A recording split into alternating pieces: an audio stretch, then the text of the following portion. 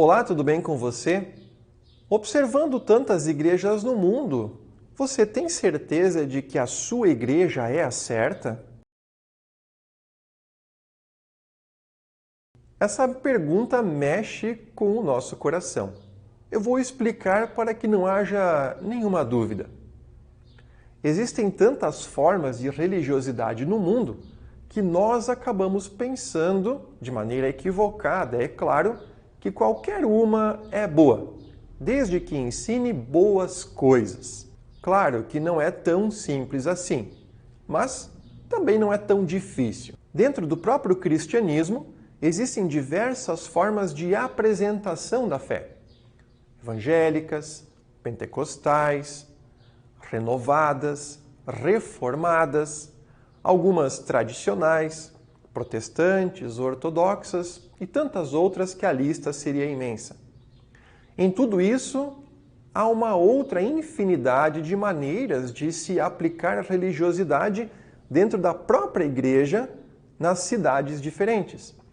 Liturgias, músicas, orações dentro de cada uma delas, sendo que na mesma luterana, por exemplo, da qual aqui nós estamos falando, existem muitas diferenças na forma de se ler o texto bíblico com versões alternativas, sentar no banco enquanto se lê, ficar de pé diante do altar. Mas afinal, o que isso tem de diferença para nós? E se por acaso não tem diferença nenhuma, por que então é diferente? Precisamos voltar para o início, lá na formação do ritual do culto, na intenção do próprio Deus, que tinha a vontade de organizar um local para a adoração e o culto ao seu santo nome. Deus tinha o objetivo de que as coisas fossem feitas com ordem, a fim de que todas as pessoas soubessem o que estava acontecendo naquele momento e naquele local, de que aquele espaço estava sendo dedicado para ele. Leitura do texto bíblico, Deus falando com as pessoas. A oração, a oportunidade de falar com Deus. O ensino sobre a palavra bíblica, que é a educação para o fortalecimento e também o testemunho da fé. Os sacramentos sendo organizados, batismo e santa ceia nos dias de hoje, era feito para que houvesse ordem, para que houvesse identidade e para que não se confundisse também, naquela época, com deuses pagãos e também, acima de tudo, reforçar aquele momento que era adequado para aprender sobre a palavra de Deus. Tudo era interrompido, os trabalhos, as atividades, para ouvir Deus falar. Se não fosse dessa forma, certamente haveria muita confusão e até intromissão de elementos equivocados, ensinamentos humanos, que iriam, então, atrapalhar a adoração e o louvor a Deus. Com o passar do tempo, é claro, muitas pessoas foram introduzindo alguns elementos que eram culturais.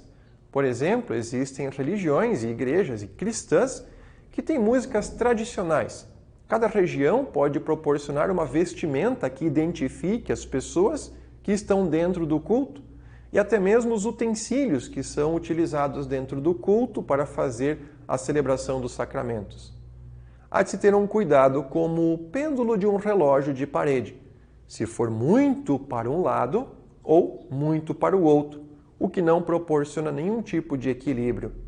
Muitas pessoas, infelizmente, se apegam mais aos rituais e aos elementos decorativos dentro de um templo do que propriamente a mensagem de Deus que é anunciada.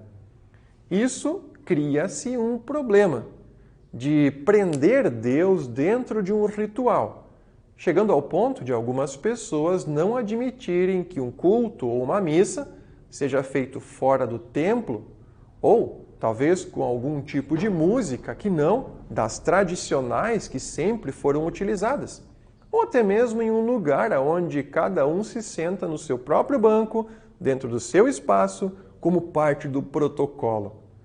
Isso definitivamente não é importante. Nem sequer o nome da igreja que está escrito lá fora na parede é importante. O importante é Cristo. Faça uma pergunta para você mesmo. Se você frequenta uma igreja tradicional ou até mais alternativa, pergunte ao seu coração: na minha igreja, o mais importante é Jesus sendo anunciado? Ou as músicas e as roupas são o ponto central? Na minha igreja, o perdão conquistado por Jesus é o centro do anúncio? Ou talvez o horário em que inicia e termina e os cerimoniais são muito mais valorizados? Pergunte a você: na minha igreja, eu recebo o perdão dos meus pecados e o alívio da minha alma? Ou fico mais preocupado ainda com a minha assiduidade nas programações ou a quantidade de ofertas que eu estou enviando ao templo? Bem, se o foco da minha igreja é Jesus, estou no caminho certo. O mais é só perdição. Fiquem bem e nos vemos amanhã.